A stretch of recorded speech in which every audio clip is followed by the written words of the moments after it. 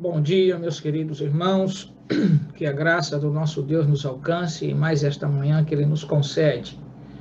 Gostaria de convidar a pessoa que está responsável neste momento para nos apresentar diante de Deus, a fim de que então possamos solenemente nos submeter ao estudo de Sua palavra.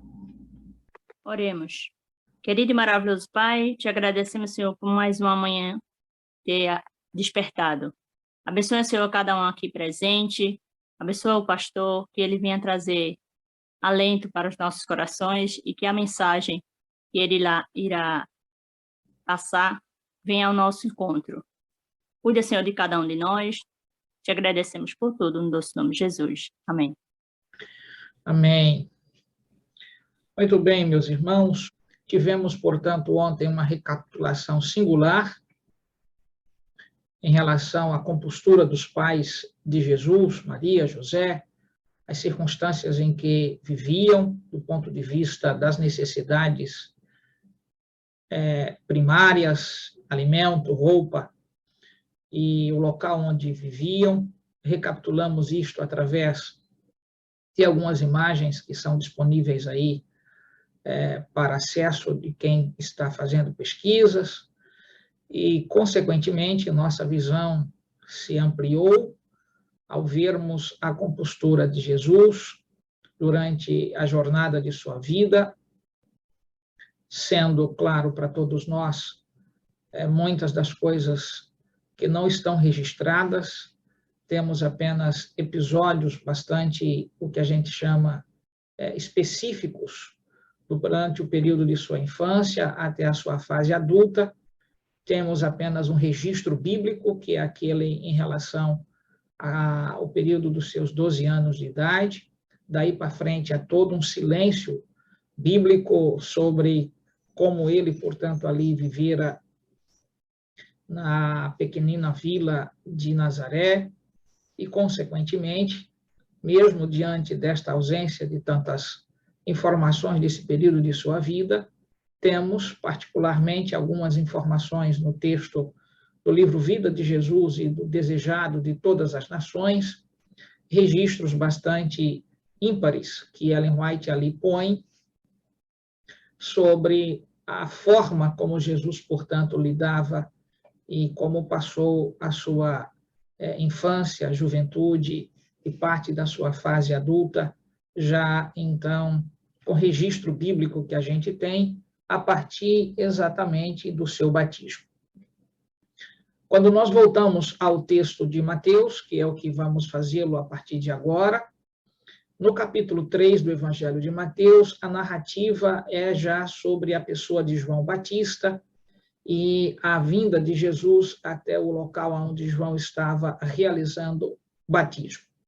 Antes, porém, de chegar a este momento singular do batismo e da compostura de João Batista ao recepcionar Jesus, nós vamos dar, portanto, nesta manhã, ênfase singular ao período, portanto, do nascimento de João o Batista, para conhecer um pouco mais este personagem e fazermos uma espécie de paralelo histórico em relação à fase, eu diria, e à faixa etária que envolve, portanto, tanto a Cristo como a João Batista, porque há uma diferença de idade entre um e outro de apenas 6 meses.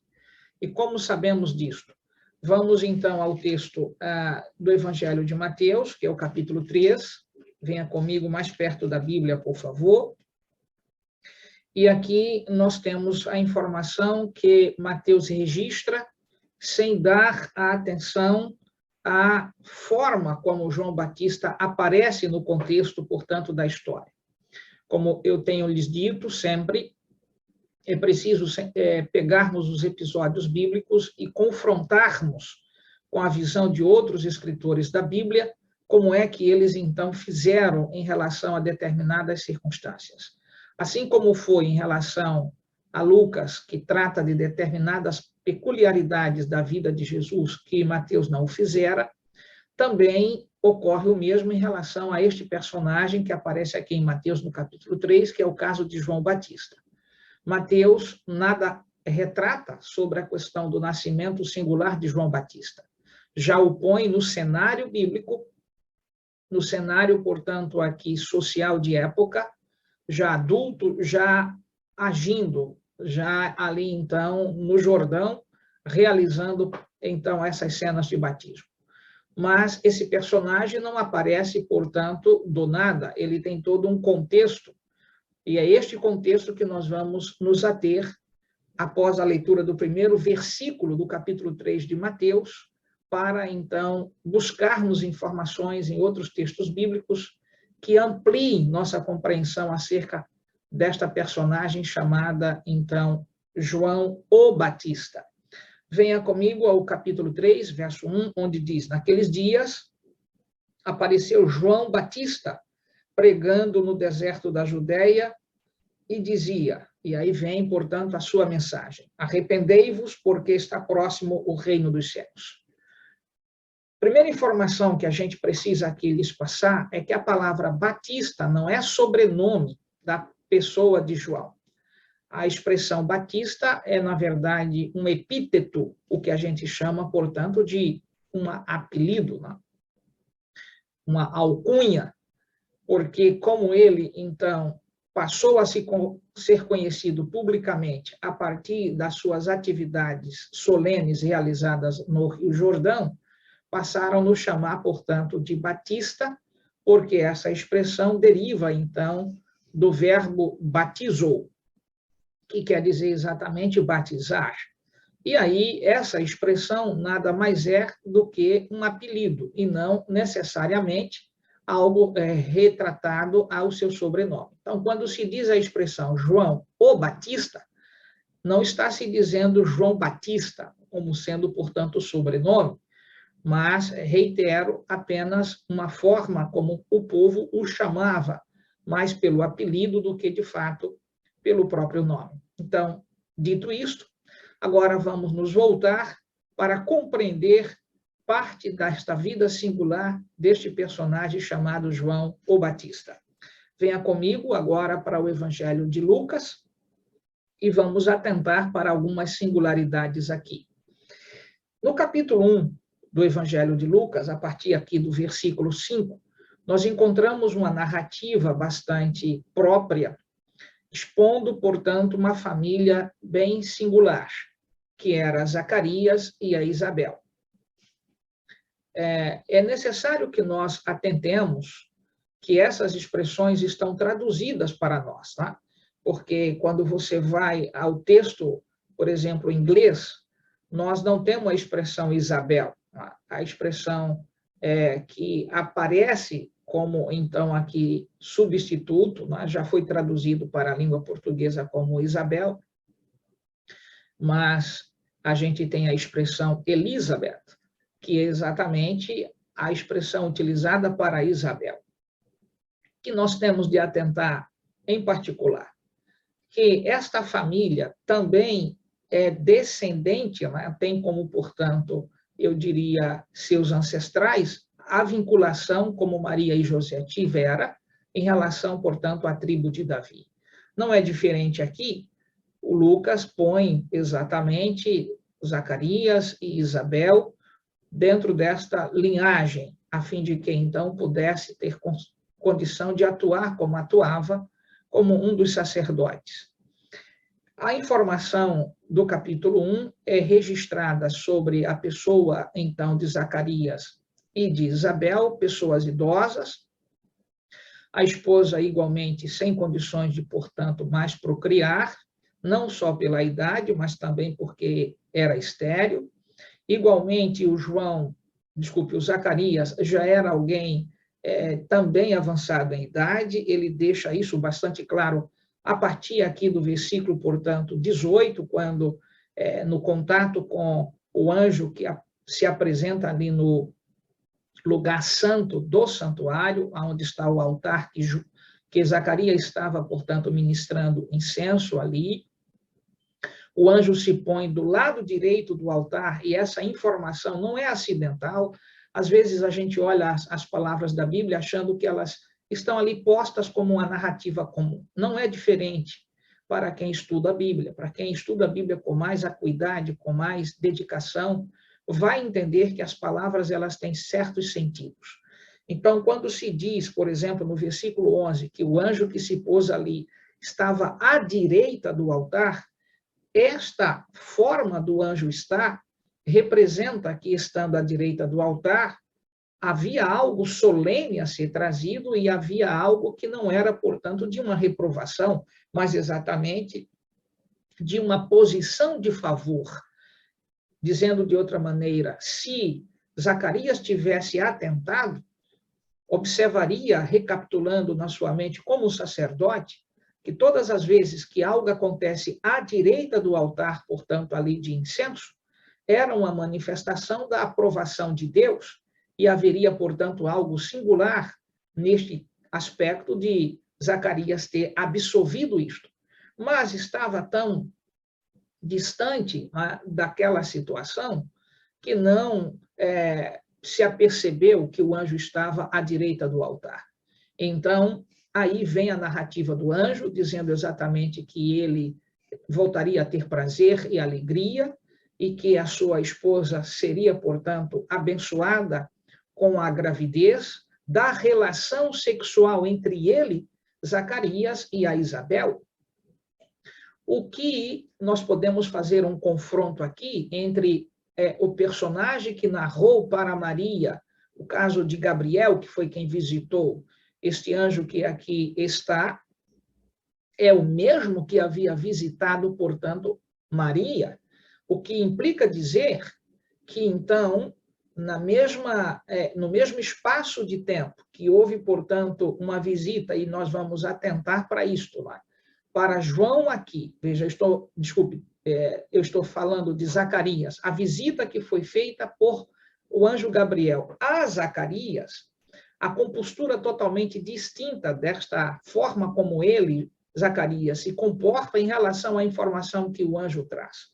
Porque quando nós vamos para o versículo 26, nós temos a informação que o anjo Gabriel vai visitar, portanto, a Maria 6 meses depois que havia visitado a família, portanto, do futuro nascente, ou então nascituro, né? Que seria exatamente aí o João, que seria apelidado de Batista. Então, fazendo uma síntese inteligente, o anjo que visitou, portanto, Zacarias é o mesmo que visitará 6 meses depois Maria. E o que é que eu estou aqui fazendo de confronto? A compostura de Zacarias é bem distinta daquela que for a compostura de Maria. O anjo aqui, Gabriel, precisou persuadir o próprio, então, Zacarias a aceitar o que ele, como anjo, estava trazendo, como mensageiro de Deus. E foi esta forma, eu diria, de negativa, de impossibilidade, olhando para si e não para o poder de Deus, que então houve o que a gente chama, portanto, uma punição singular para a vida de Zacarias. Diferentemente do que acontece com a pessoa de Maria, na visita, imediatamente ela diz, faça-se em mim a vontade do Senhor. Veja a compostura, era um sacerdote, mas tinha, portanto, uma compostura de negativa. Era uma mulher simples, mas simples, eu estou falando de Maria, mas a compostura dela dista completamente daquilo que foi a compostura de Zacarias. Isso nos leva, portanto, a refletir ainda mais sobre um outro detalhe. Não é o fato de alguém ter muita informação, ministrar em favor de Deus, que ele tem a mesma sensibilidade espiritual de outras pessoas que não estão aí atuando. O que eu estou dizendo de outra maneira, que a compostura de Zacarias, quando comparada com a compostura de Maria, demonstra que a simplicidade e a comunhão que Maria tinha era muito mais estreita e de uma intimidade e confiança em Deus do que aquele que lidava com as próprias coisas de Deus. Isso deveria nos despertar de entender que não é o caso de uma função, daquilo que se desempenha, que representa que esta pessoa tenha intimidade com Deus e sensibilidade espiritual. Às vezes, as pessoas que estão mais em atividades para as coisas solenes são as mais distantes daquele, portanto, a quem ele está servindo. Porque, às vezes, passa a ser apenas uma espécie mecânica de realizar as coisas.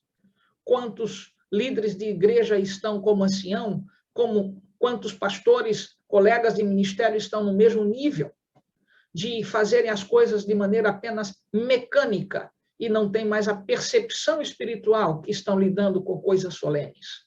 A compostura de Zacarias é sintomática para o ministério. Atuando no ministério, ministrando em favor de Deus, mas na hora que um fato solene ocorre, ele tem uma compostura totalmente contrária àquilo mesmo que pregava, que anunciava, que o Messias viria, que então teria presença angelical, mas quando o anjo se apresenta diante dele, a sua compostura não é digna. Meus queridos amigos e irmãos, aprendamos a primeira lição nesta manhã. Não vale a pena nos tornarmos, eu diria, ministros de um profissionalismo, começando, portanto, a estar preocupado com compostura, com isso e aquilo outro, e, consequentemente, não ter intimidade solene com os céus. Zacarias como eu dissera, é um episódio aqui histórico, mas a sua compostura é sintomática para, então, de alguma forma, nos fazer lembrar que não é o fato de termos funções que nos garante que estamos em intimidade com Deus e que temos sensibilidade espiritual. Tenha muito cuidado e não repetir a mesma história. Que Deus precise, portanto, te punir para que você possa, de alguma maneira, entender que Ele é Deus sobre todas as coisas. Não coloque limite diante de Deus. Não fale de que você é incapaz, de que as circunstâncias não favorecem algum resultado positivo, porque Deus não está preso nem ao tempo, que envolve o aspecto, portanto, humano, nem está preso, portanto, a nenhuma das regras que quaisquer seres humanos ou governos possam estabelecer. Deus é soberano sobre todas as coisas, é onipotente, o que implica dizer que eu e você só temos de desenvolver confiança. Neste ponto em particular, o anjo repreende. 6 meses depois, versículo 26, o mesmo anjo visita Maria. O mesmo anjo, Gabriel, o mesmo que assistiu a Daniel, que agora visitou Zacarias, visitará, portanto, também Maria. E a compostura desta mulher é bastante distinta. Quando nós, então, chegamos ao versículo 24 do capítulo 1 de Lucas, há um registro aqui bastante singular. Passados esses dias, que dias do contato, portanto, do anjo Gabriel com Zacarias, a compostura de Isabel, depois da relação que tivera como mulher com o seu esposo, então, Zacarias, observe o que é dito. Ela concebeu e ocultou-se. Veja, conceber não é dar à luz. Conceber significa engravidar. E ela, portanto, ocultou-se por 5 meses, dizendo: assim me fez o Senhor, contemplando-me, para anular o meu opróbrio perante os homens. Ou seja, a compostura ali da Isabel é bem distinta em relação, portanto, à compostura do seu próprio esposo. Revela que ela, então, confiou e aceitou verdadeiramente a informação de que o anjo Gabriel havia dito de que ela engravidaria. E isto ocorrera. E a questão que nós temos de atentar é como, então, Zacarias, que já estava agora mudo, mas não surdo, mudo, pôde informar para a esposa que, então, houve esta visita, por meio, portanto, de gestos e de escrita, porque ele era um homem letrado, era um homem, portanto, que atuava no sacerdócio e, consequentemente, tinha não só conhecimento das profecias, mas era alguém que havia sido educado na escola dos rabis. Necessariamente sabia ler e escrever. E aí, é claro, noticiou para a esposa a visita singular deste personagem santo, um anjo do Senhor, que assiste diante de Deus. E aí, passados, portanto, aí esses 5 meses, ela se oculta. E aqui vem a pergunta: para onde ela vai? Bem, Lucas registra este episódio de maneira muito singular. Venha para o versículo 39 do capítulo 1 ainda. Olha só o que acontece aqui. Onde morava Zacarias? Zacarias morava fora, então, da capital de Jerusalém. Ele morava no território da Judéia, mas exatamente era um homem, eu diria, das montanhas. Né? Era um homem que morava, na verdade, tinha uma casa onde, de fato, ali a sua família estava fixada, ele e a esposa, fora de Jerusalém.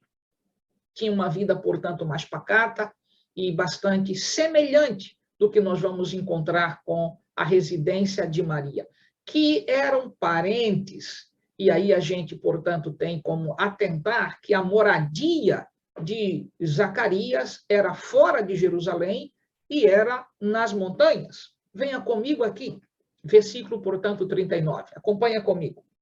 Naqueles dias, dispondo-se Maria, foi apressadamente à região montanhosa, a uma cidade de Judá. E aí veja o verso 40. Entrou na casa de Zacarias e saudou Isabel. Ora, se ela entrou na casa de Zacarias, a região montanhosa que ela se dirigiu, aonde então morava Zacarias? Nas montanhas, em uma casa igualmente cavada na rocha. E aí, o versículo 65 do mesmo capítulo amplia um pouco mais esta nossa compreensão. Observe. Sucedeu que todos os vizinhos ficaram possuídos de temor e por toda a região montanhosa da Judéia foram divulgadas estas coisas. Ou seja, de fato, Zacarias e Isabel moravam no território da Judéia, mas não especificamente em Jerusalém. Eles moravam nas montanhas.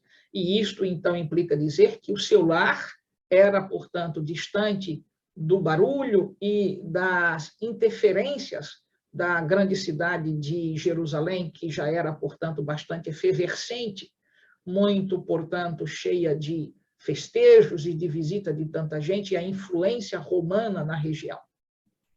Zacarias, então, tinha o seu lar reservado neste contexto. Qual é o paralelo? Observa. A pessoa, portanto, de João Batista, quando nós olhamos singularmente e vamos fazendo essa comparação com a compostura também da família de José, Maria, e o ambiente onde Jesus residia, que era Nazaré, também, né, que era uma vila montanhosa, distante dos grandes centros, nós temos, portanto, um paralelo aqui. Lá, então, para o sul, nós temos a Judéia, aonde está, portanto, a família de Zacarias com a Isabel, e observe o texto, ela se retirou já desde o 5º mês de gravidez para, então, na verdade, viver uma vida. E quando se diz retirar-se, não é que ela mudou de residência, significa que ela ficou, portanto, mais isolada, não viveu mais esse período da gravidez vindo, portanto, à capital. Manteve-se o tempo todo, portanto, na região para viver a sua gravidez. É nesta circunstância que o texto, portanto, do versículo 39, registra a visita de Maria. Maria, portanto, quando estava agora já consciente de que a sua parenta estava grávida, ela, então, foi visitá-la. E aí, veja, já foi visitá-la 6 meses depois que a Isabel já estava grávida. E Maria, consequentemente, também já estava grávida em razão do poder do Espírito Santo na sua vida. Como nós sabemos que é desta maneira? Venha para o versículo 35 do capítulo 1 de Lucas. Acompanhe. Respondeu-lhe o anjo: descerá sobre ti o Espírito Santo, isto é o anjo Gabriel falando para Maria, e o poder do Altíssimo te envolverá com a sua sombra. Por isso também o ente santo que há de nascer será chamado Filho de Deus. E Isabel, observe a informação, tua parenta igualmente concebeu um filho na sua velhice. Veja, o próprio Gabriel noticia para Maria que a parenta dela, Isabel, estava grávida. E aí, veja, ele não diz que deu à luz, o anjo usa a mesma expressão que está, portanto, no versículo 24, concebeu, isso implica dizer ela está grávida, sendo este já o 6º mês para aquela que diziam ser estéril. Observem que, então, neste ponto, Gabriel noticia para Maria que ela não estava sabendo que Isabel estava grávida. O que implica dizer que, a partir deste momento que o anjo noticia que já, então, se passaram 6 meses e que Maria agora tem esta informação, o que é que nós entendemos? Da notícia da gravidez de Maria para a notícia da gravidez de Isabel, 6 meses se passaram. Qual a conclusão? Que, então, João Batista é mais velho do que Jesus, apenas 6 meses. E são parentes, do ponto de vista do que o próprio Gabriel aqui registra, no que diz respeito, portanto, ao texto que acabamos de ler. Após esta informação que Gabriel, então, dá para Maria, venha para o versículo 37, e a gente agora entenderá a visita de Maria. Acompanha comigo, porque para Deus, continua, portanto, Gabriel aqui registrando, não há impossíveis em todas as suas promessas. Antes de avançar no que eu gostaria de fazê-lo, vou abrir um parêntese aqui. Gabriel está dizendo que não há impossíveis para Deus. Mas muitos de nós, por falta de fé, de respeito e submissão a Deus, colocamos impossíveis. Querido amigo e irmão, não seja atrevido, não seja desrespeitoso, não coloque as regras humanas, colocando, portanto, a Deus dentro desta compostura, limitando a ele como que, então, um de nós fosse. O Senhor não é um de nós, o Senhor é um conosco. Jesus não está preso ao tempo e nunca esteve. Não está preso, portanto, às regras romanas e nunca estivera. Não estava preso, portanto, às regras criadas pelos fariseus e nunca estivera. E nós precisamos atentar que, se não há impossíveis para Deus, por que nós, então, duvidamos da cura, da salvação, da transformação, do bem que Deus deseja fazer em sua vida? De providenciar o alimento, de providenciar a saúde, de providenciar as condições para que você tenha paz. Você deve lembrar que esta informação está vinda e aqui sendo registrada por um personagem que assiste diante de Deus. Estas são as palavras literais do anjo Gabriel. E Lucas aqui está registrando por divina inspiração que o nosso amigo Espírito Santo lidera. Então, ele não estava presente nessas narrativas, ou seja, nesses episódios, diante, portanto, destes fatos, mas o Espírito de Deus descortinou tudo para ele. E nós precisamos, igualmente, atentar para o privilégio de sermos adventistas do sétimo dia, tantas coisas que o nosso amigo Espírito Santo descortinou para esta igreja. Mas como estamos lidando com isto? Como estamos lidando com as informações que possuímos? Fecho o parêntese. Voltando, o anjo continua dizendo, portanto, o que nós acabamos de ouvir, e aí Lucas agora sai da cena que envolve Gabriel e veja como ele registra no versículo 38. Então disse Maria, disse a quem? A Gabriel. Olha a compostura dela, totalmente distinta da compostura que foi, então, a de Zacarias. Aqui está a serva do Senhor. Que se cumpra em mim, conforme a tua palavra. E o anjo se ausentou dela. Isto é fé, isso é respeito, isso é submissão. Meu querido amigo e irmão, não caia na desgraça de compostura de muitos líderes que falam, mas na hora que acontecem os fatos, começam a duvidar. Começam a colocar a sua fé, portanto, como que se dependesse agora de uma espécie de registro científico para poder submeter a sua fé. Os que vivemos pela fé, aceitamos o que Deus realiza sem questionar. Se o Senhor tira a minha vida, não tem de questionar. Ele não perdeu a batalha por me fazer dormir. Deus não perde a batalha quando leva para a região do silêncio alguém que, em particular, oramos, intercedemos e depois começamos a questionar que Deus não ouviu nossa prece. Nós temos de entender que a nossa vontade tem de estar submissa à vontade de Deus. E temos de manter nossa fé consciente de que Ele fará sempre o melhor, mesmo que para nós este ambiente de melhor seja estar com esta pessoa ao nosso lado, vivendo com ela. Temos de nos lembrar que para Deus o melhor pode ser para esta pessoa que ela durma, que ela aguarde o momento, portanto, da segunda, eu diria, cena que virá com a ressurreição. E qual a segunda cena, pastor? A ressuscitar entre aqueles que cremos, então, eu diria, neste período histórico da mensagem do terceiro anjo. Todos os que morreram durante essa mensagem, durante o tempo histórico profético desta mensagem, vão ressuscitar igualmente para verem Cristo voltar em glória e majestade. Portanto, o fato de passar pela morte, não perderão o privilégio de verem Jesus nas nuvens dos céus. Meu querido amigo e irmão, deposite confiança em Deus. A compostura aqui que eu tentei levá-los nesta manhã é que você entenda que nada está fora dos planos de Deus, mas Deus trata a cada um segundo a sua fé.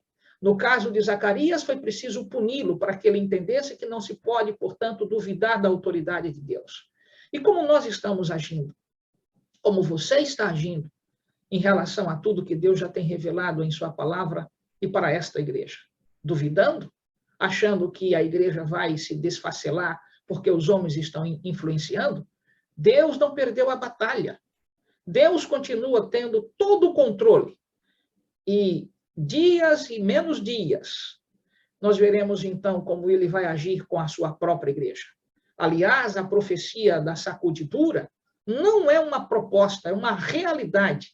E que então o Senhor fará tirar a palha do meio de seu povo, e apenas o grão que estiver preparado, de fato, permanecerá na sua peneira para ser colhido para o celeiro dos céus. Seja você grão, deposite fé.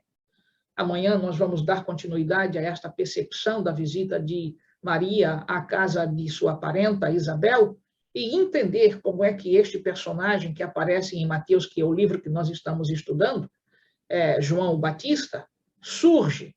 Ele não é, portanto, um personagem abrupto. Nós temos narrativas que compreendemos, então, toda a compostura do nascimento e da educação que João Batista passara.